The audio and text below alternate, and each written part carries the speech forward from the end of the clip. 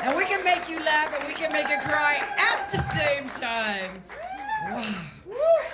And now we got the swimmer. We got one of my girls, Miss Crickett Rumley.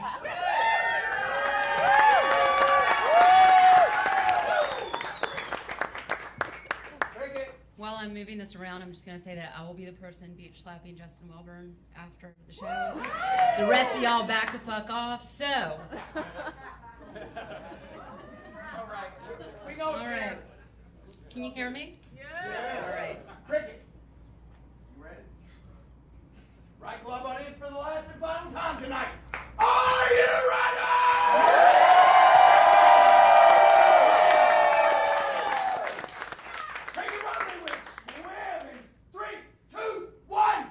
For those of you who are not Rumleys or Kuglers, Tankards, Asbys, Hodges, Solomons, or Hawkins, down at the river is what we call a stretch of land that's been in my mother's family since the 1800s. It's in eastern North Carolina on the Pamlico River at a point where the river is a mile wide as it flows towards the ocean. Down at the river is so far off the beaten path that to get there from here, you have to fly to Charlotte, take a puddle jumper to Greenville, drive 45 minutes, turn right onto a 2-lane road, cross the Duck Creek Bridge, go through a pine forest, come out on a dirt lane, and drive until you see water. Then you turn left and inhale a sweet, salty concoction of river and breeze and 1980s Coppertone, and you know you are home. I have spent a portion of every summer of my life on that river. I was just there last week. As kids, my siblings and cousins and I were extremely invested in North Carolina weather. Winter snows and spring rains kept the river fresh and promised endless hours of swimming, water skiing, canoeing, wakeboarding, and then paddleboarding. Paltry precipitation, however, meant salt water would creep in from the Atlantic, and well, good news, dolphins. Bad news, jellyfish. Ew, yuck. My cousin Jojo, who is 12, told me that the only thing that could make down at the river better is if there were, and I'm not lying, this is a conversation we had, an ice cream boat. Just like its landlocked cousin with the annoying song playing again and again and again, except going up and down the river, and I love this child. It would have a swim-up bar for the grown-ups. I realize this all sounds idyllic, but please be aware that there are enough tales of land grabs and bad behavior, both drunken and sober, personal slights, both drunken and sober, misappropriation of heirlooms, both real and perceived, insults, both real and perceived, sibling rivalry, gossip, feuding, fence building, and general belly aching to hang an entire Netflix series on. But I will leave those stories for another day. This story is about my mother. But first, I have to be honest, y'all. Come on. I mean, is there anything tackier and more tone deaf than a Southern woman with a big white Southern accent waxing on about her beautiful world and of white privilege when our country is sinking into anger, chaos, and grief and fear? This is downright embarrassing, me talking about this today. So, to my fellow white Southerners, Black Lives Matter is not about hating white people. It is about valuing all lives equal to white lives. Liberty and justice for all, y'all. To my white friends from the North and the West who think that racism is just something we all do down below the Mason-Dixon line, get a fucking clue. Racism is an American institution woven into the fabric of every single aspect of our society, from the Academy of Motion Picture Arts and Sciences to the Minneapolis PD, for the love of humanity. Take a listen to that Avenue Q song, Everybody's Just a Little Bit Racist. Read up on implicit racial bias and take some action so we can solve this and survive. Back to my mama.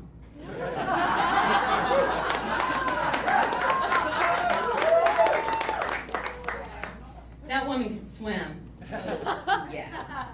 But at the youthful age of 60, she was diagnosed with ALS, Lou Gehrig's disease. No more walking, because she might fall, no more swimming, because she might sink.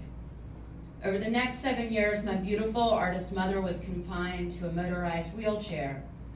She lost the ability to paint, to sew, to speak, to eat without choking, to go to the bathroom by herself. She was never in pain, but her life grew more and more difficult and increasingly solitary. Mom spent a lot of her days sitting by the window in her bedroom staring down at the boat basin, this little man-made inlet where everybody down at the river stores their boats.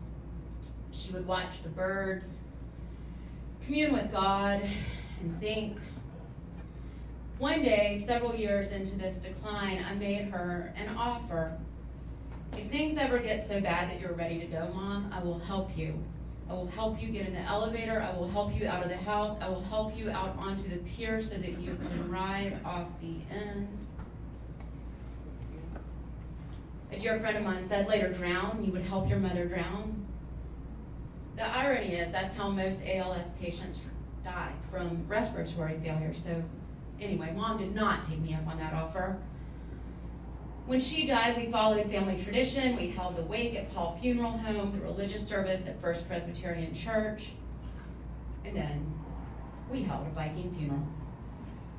Not that we are descended from Vikings, we are not, but at some point, a joke of the gallows humor variety had surfaced. Wouldn't it be freaking awesome if Mom dies and we put her in the family boat and we set it on fire and send her out to sea?